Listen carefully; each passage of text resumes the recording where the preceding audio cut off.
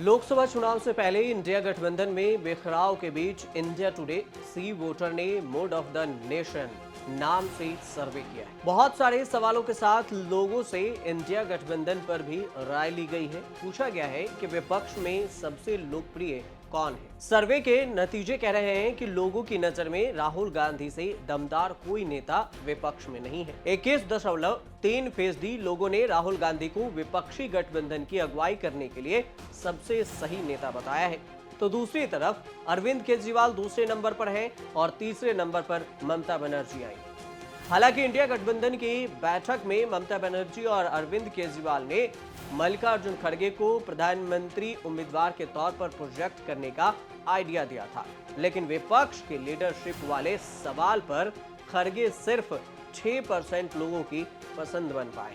कांग्रेस राहुल गांधी की भारत जोड़ो न्याय यात्रा को चुनावी नहीं कहती है, लेकिन भारत जोड़ो न्याय यात्रा से कांग्रेस की तकदीर बदल दी है। हिमाचल, कर्नाटक, तेलंगाना में कांग्रेस की सरकारों का क्रेडिट भारत जोड़ो न्याय यात्रा से जुड़ा। वहीं से इंडिया गठबंधन ने विशाल आकार लेना शुरू किया था, क्योंकि कांग्रेस बीजेपी को हरा रही थी। मध्य प्रदेश, राजस्थान में हुए धोखे ने कांग्रेस की तकदीर फिर से बदल दी। कांग्रेस बीजेपी से हार रही है। मूड ऑफ द नेशन में कुछ सवाल भारत जोड़ो न्याय यात्रा से भी लिए गए थे, लेकिन लोगों की राय कतई भी कांग्रेस के लिए पॉजिटिव नहीं है। 50% लोगों ने कहा कि वो वोट देने जाएंगे तो राहुल गांधी की भारत जोड़ो न्याय यात्रा उनके लिए कोई मुद्दा नहीं होगी। 42% लोगों ने कहा कि राहुल गांधी की छवि में कोई सुधार नहीं है।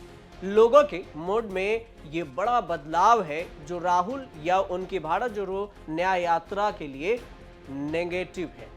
अगस्त 2023 में मूड ऑफ द नेशन पोल में भारत जोड़ो यात्रा से लोग बड़े प्रभावित थे। 44% लोगों ने कहा था कि राहुल की छवि में सुधार आया है। विपक्ष के नेता के तौर पर राहुल गांधी का आकलन करते हुए 34% लोगों ने राहुल गांधी के नाम और भाषणों को बेहतरीन और 18% ने अच्छा बताया था। लेकिन इसी सवाल पर अब करीब 35% लोग कह रहे हैं कि राहुल गांधी का काम विपक्ष के नेता पर खराब रहा है। सिर्फ 23% लोग मान रहे हैं कि राहुल का काम अच्छा रहा है। लोकसभा चुनाव जीतने के लिए राहुल गांधी भारत जोड़ो न्याय यात्रा लेकर निकले हुए हैं। मणिपुर से मुंबई जाते हुए राहुल की यात्रा उत्तर पूर्वी बंगाल, बिहार, उड़ीसा से होकर छत्तीसगढ़ में पहुंची है। पहले वाली यात्रा के हिसाब से दूसरी वाली यात्रा ज्यादा चर्चा नहीं बटोर रही है, तो शायद इसलिए कि इस बार राहुल पद यात्रा नहीं बस से भारत जोड़ो यात्रा कर रहे हैं और बस से भारत को जोड़ने की कोशिश कर रहे हैं। लेकिन सवाल वही कि अगर भारत जोड़ो यात्रा से सर्वे में फायदा नहीं हुआ तो फिर क्या ग्राउंड पर फायदा हो रहा है? फायदा आखिर हो भी रहा है या फिर नहीं? हालांकि इस सब बातों का जो परिणाम है वो लोकसभा चुनाव होने के बाद ही पता चल पाएगा कि कांग्रेस के खाते में कितने सीटें आई, कितने फीसदी वोट परसेंट हुए। तो उसके बाद ही इन सभी चीजों का आकलन लगाया जा सकता है। आप देखते रहिए न्यूज़।